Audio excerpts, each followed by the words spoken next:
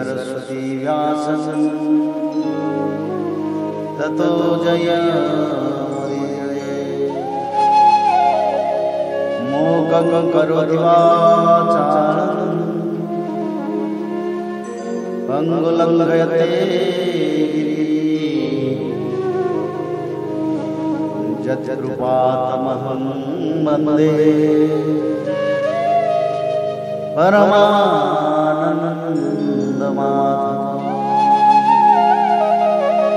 माधवो माधवो वाक्यं माधवो माधव हरि परन्ते साधवा नित्यं सकलकार्येषु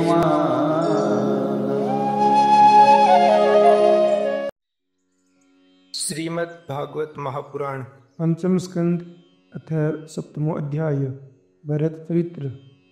श्री सुखदेव जी कहती है, राजन, महाराज भरत बड़े ही भगवत भक्त थे।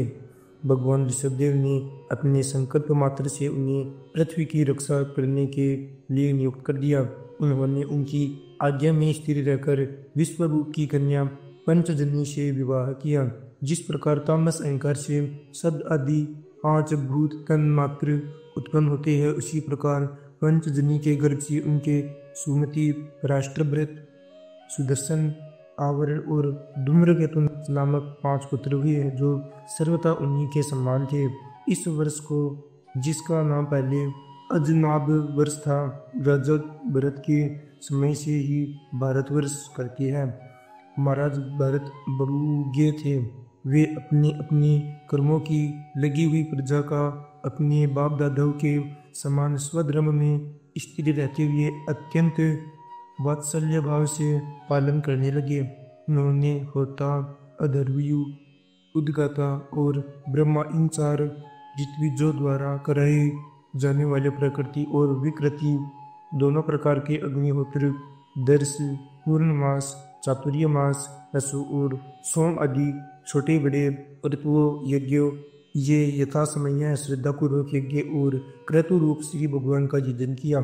इस प्रकार अंग और क्रियाओं के सहित भिन्न भिन्न यज्ञों के अनुष्ठान के समय जब अधर्वी गण आहुति देने के लिए हवि हाथ में लेते, तो यजमान भरत उस यज्ञ क्रम से होने वाले पुण्य रूप फल को यज्ञ पुरुष भगवान वसुदेव के अर्पण कर देते थे। वस्तुतः वे परम ब्रह्म ही इंद्र आदि समस्त देवताओं के प्रकाशक, मंत्रों के वास्तविक प्रतिपाद्य तथा उन देवताओं के भी नियामक होने से मुख्य कर्ता एवं प्रधान देव हैं। इस प्रकार अपनी भगवत दर्पण बुद्धि रूप कुशलता से हृदय के रोग, द्वेष आदि मलों का मार्जन करते हुए वे सूर्य आदि सभी यज्ञ भोक्ता देवताओं को भगवान के नेत्र आदि अवयव के रूप में चिंतन करते थे। इस तरह कर्म की शुद्धि से उनका अंतःकरण शुद्ध हो गया।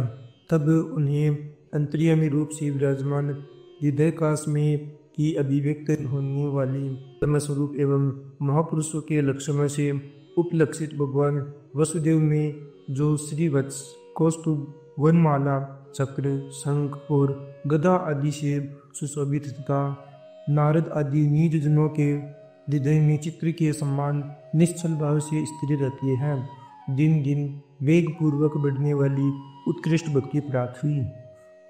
इस प्रकार 1 करोड़ वर्ष निकल जाने पर उन्होंने राज्य भोग का प्रारब्ध क्षीण हुआ जानकर अपनी भोगी हुई वंश परंपरागत संपत्ति को यथा योग्य पुत्रों में बांट दिया। फिर अपने सर्व संपत्ति संपन्न राजमहल से निकलकर वे पुलहाश्रम हरिहर क्षेत्र में चले गए। इस पुलहाश्रम में रहने वाले भक्तों पर भगवान का बड़ा ही वात्सल्य है। वे आज भी उनसे उनके इष्ट रूप में मिलते रहते हैं। वहाँ चक्र नदी, गंडकी नाम की प्रसिद्ध सरिता चक्राकार सालग्राम शिला से, जिनके ऊपर नीचे दोनों ओर नाभि के समान चिन्ह होती है, सब ओर से ऋषियों के आश्रमों को पवित्र करती रहती है।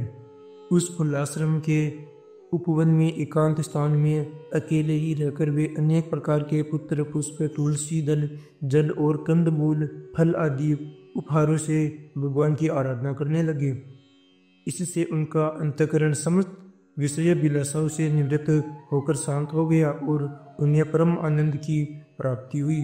इस प्रकार जब वे नियम पूर्वक भगवान की परिचर्या करने लगे तब उससे प्रेम का वेग बढ़ता गया, जिससे उनका हृदय द्रवीभूत होकर शांत हो गया।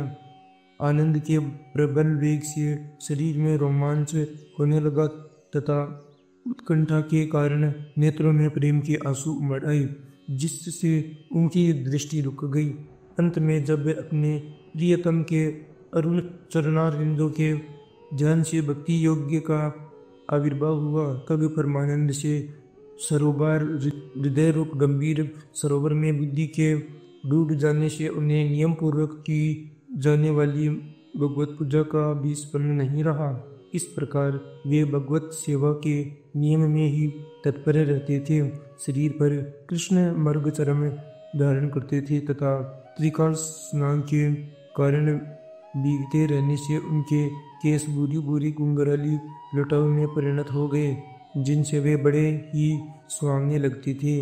वे उदित हुए सूर्यमंडल में सूर्य संबंधी ऋचाओं द्वारा ज्योतिर्मय परम पुरुष भगवान नारायण की आराधना करते और इस प्रकार कहते, भगवान सूर्य का कर्म हृदय तेज प्रकृति से परे है, उसी ने संकल्प द्वारा इस जगत की उत्पत्ति की है, फिर वही अंतर्यामी रूप से इसी में प्रविष्ट होकर अपनी चित्त शक्ति द्वारा विषय लोलुप जीवों की रक्षा करता है।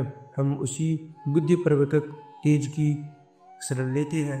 इति श्रीमद्भागवते महापुराणे पारमहंस्यां संहितायां पंचम स्कंदे भरतस्मृते भगवत्परिचर्यायां सप्तमोऽध्यायः।